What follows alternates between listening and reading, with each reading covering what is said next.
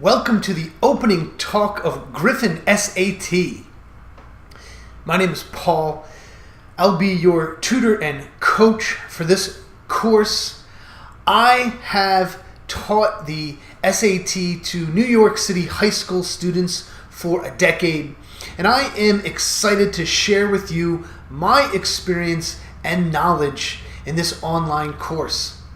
In this opening talk, we'll take a look at the basics, the structure of the exam, the scoring of the exam, and more or less what I expect of you in this program so that you can ace the SAT. Okay, so let's get started. First, let's take a look at the structure of the exam. As you see here, it's 10 sections. It's a long test, nearly 4 hours once you add in the breaks. It's composed primarily of 3 math sections. And notice the breakdown, 20 questions in 25 minutes, 18 in 25 minutes. In other words, on the math you have a little bit more than 1 minute per question, but it averages out roughly to about 1 minute per question. Notice there are 10 grid-ins. Those are student-produced responses. And so you have a total of 54 questions in math. In the critical reading, you have a similar 1 question per minute average. You can peruse the details.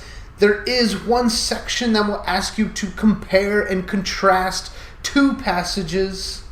And you have a total of 67 questions on the critical reading. The writing section is composed of 2 multiple choice grammar sections and 1 essay, which you have 25 minutes to write. So the grammar accounts for 2/3 of your writing score and the essay for the last third. Notice also there is 1 ungraded experimental section on the SAT, and it will be a long 25-minute section. It will be either a long math, reading, or grammar section. 1 note I want to make about the experimental section. First, keep in mind you don't know and won't know which section it is, so you have to take all 10 sections seriously. But I like to point out that the SAT is already a long and arduous exam.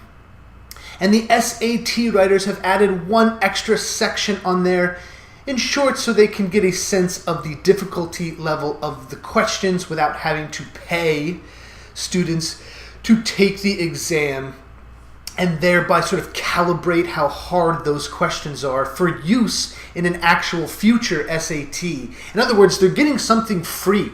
They're getting something for nothing out of you, the test taker. This is one of the many mean things the SAT test writers do. Another mean thing they do is make the questions at times overly tricky, overly clever, as if they were out to get you, out to fool you. And for that reason, I like to think of the SAT test writers as trolls. Take a look here at an image of an actual SAT test writer. Notice the long ears and the tail. The SAT test writers most likely were the kinds of kids who were perhaps picked on a little bit in high school, and it seems to me that they're rather vindictive. In other words, they're out to get you, the high school student. They have a kind of perpetual vendetta against you. They tend to live in dark, cold places such as this cave. In short, I imagine the SAT test writers as trolls in caves, and I'm only kind of kidding here.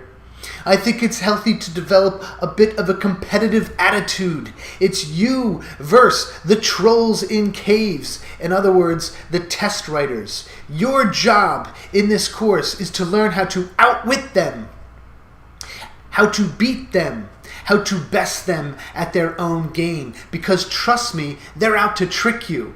Take a look here at this image of an actual test writer who's just come up with the most clever, beguiling question that is going to fool thousands upon thousands of test takers across the country. This troll here is our enemy.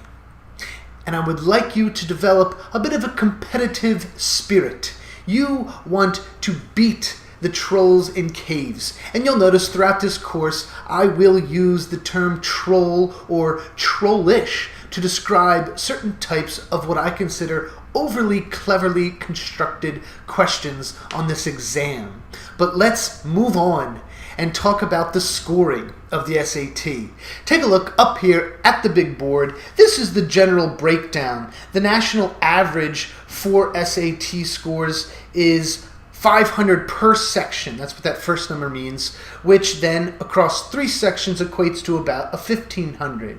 550 per section is a solid score. 600 is good and will definitely get you and your application looked at by a host of excellent liberal arts institutions across the country. Schools like Wake Forest, Penn State, Syracuse, Lafayette, Bucknell, etc.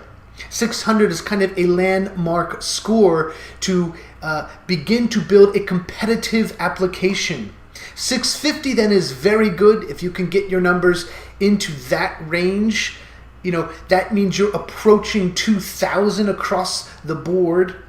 700 is excellent. So 700 is kind of a marquee landmark for those of you aspiring to the very best universities and colleges in the country. And of course, 750 plus is elite. Those are the kinds of numbers you'll want to get into Harvard and Stanford and Yale and MIT, etc. So, this just gives you a general sense of how the scoring on the exam works. It's very important that you come to terms with your own personal goals and you strive for that number. Do not compare yourself to others, although I understand that that is to some degree inevitable. What is most important is that you develop a list of colleges that you would love to attend. You go online to about.com or take a look at a college guidebook that will inform you what kind of scores these colleges, the ones on your list, are looking for, and set that number as your benchmark. Generally, they will give you a range. Say, to get into Cornell, you need, on the math, something between a 680 and a 740. Well, you want to aim for the higher end of that range in order to put you into the more competitive half of the applicant pool. Okay, so we've discussed the basic structure, we've discussed the basics of scoring.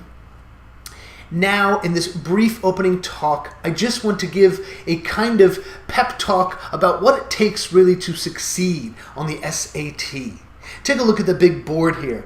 Discipline breeds confidence. I want you to first get the big blue College Board SAT book. This is the best study guide, the single best study guide available to you. And I will put a link to the page on Amazon.com below where you can purchase this book. Throughout this course, I will encourage you to do homework, and I'll expect you to do said homework in this study guide. What's most important is that you establish a regular homework schedule. Please, when doing practice sections, always time your work and be strict about the timing. I want to stress the timing. One of the most difficult aspects of the SAT, if not the single most difficult aspect, is that it's a timed exam. Many students struggle with the timed aspect of the exam. So, The way to combat that challenge is to begin timing your homework right from the get-go and to time all of your practice sections at home. Get a stopwatch, use your smartphone, use your kitchen wall clock, whatever you have, be sure you're timing your homework as we move through this course. Okay, back to the big board. Please record all of your homework scores. Be meticulous, be thorough. We need to track your progress because making progress breeds confidence. Regular work, discipline, and progress is the key. These are the seeds of your confidence. And in this course, our number one goal is to build your confidence so that on test day, you are ready to go. Also, please plan time to review your homework. Always review. Don't just take practice section after practice section after practice section without setting aside time to review what you've done and to learn from your mistakes. And lastly, I write here, take ownership of your SAT studies. In this course, I will walk you through the key steps for mastering first the math, then the critical reading, then the writing, and lastly the essay. In the home stretch of this course, I have a video on the psychology of test taking, and we discuss the importance of bringing positivity and confidence into your test day experience. But all along the way, the most important thing is that you take ownership of this process. You're the one taking the exam. You're the one who wants to get into a good college. I encourage you to work hard. This is a long process. You may move through this course in a month or two or less, even if you are super ambitious, but it's a long process. If you're a junior now and it's the fall, you may take this exam first this coming spring and then again next fall. Generally, the SAT process is about a year or a year and a half long process for most students. So be patient, trust yourself, trust your progress, trust that every moment you devote to SAT studies will improve your score. It's that simple. Put the time in and the numbers go up. I promise you. One last bit of information in this opening video. Take a look here at the big board on mock tests. Mock test is a full-length practice test that ideally is administered outside of the home in a kind of institutional setting. We want to mimic the test-taking process. I strongly encourage you to locate a mock test administrator in your area. Just Google mock test with your zip code or town name, and I'm sure you can locate some sort of business or outfit that will administer a mock test. Perhaps your school will do so. Or you could organize your own mock exam group with friends. I'm sure your school would give you a room to use after school or even on the weekends. And similar to what I asked you to do with your homework scores, please also record all your mock test scores in order to track your progress. So that means that the program essentially is threefold. Watch these videos and review these videos and come to master the methods and concepts I will be teaching you in these videos. 2, do homework in your own time at home and record your scores and track your progress. And 3, try your very best to take full-length mock exams in one way or another. Essentially, there is nothing better than mimicking or imitating the real-life experience of sitting for your exam, working with those emotions that arise in a real SAT experience, namely anxiety and so forth, working through those emotions, taking a full-length 4-hour exam, and then being honest with yourself about your scores and your progress. So that's the program here: videos, homework, and mock tests. I assure you, this is the way to SAT success. In closing, just maintain a steady work habit. Do a little bit every day, do a little bit every week, but most important of all tips I can give you is maintaining a steady, slow and steady approach to this whole SAT challenge. Expect your numbers, your scores on homework and mock tests, and even the real test to have a sort of rise and fall quality. You're going to go up, and then you might dip a bit, but overall, we want those scores to be going up over time. Aim high, be ambitious. For you, the sky is the limit. Why not score a 2400? There are 24 videos in this course, and the idea is 24 videos to a 2400. But in all sincerity, be ambitious. Aim for a 2250, aim for a 2100 or an 1800, whatever is ambitious for you. Set that number as your goal and strive for that ambitious number. I want to be sure you know that in my many years of tutoring, I have helped students gain admission to Harvard and Princeton and Yale and Duke and Stanford and Washington University at St. Louis and Amherst and Dartmouth and Cornell, etc. All sorts of excellent universities all across this great nation of ours. You're in good hands with me. I know this test. I know the tricks. And if you stick with me through this video course, we together will have SAT success. Okay, that's all for now. I'm going to leave you with an image of one of these SAT test writers. There he is.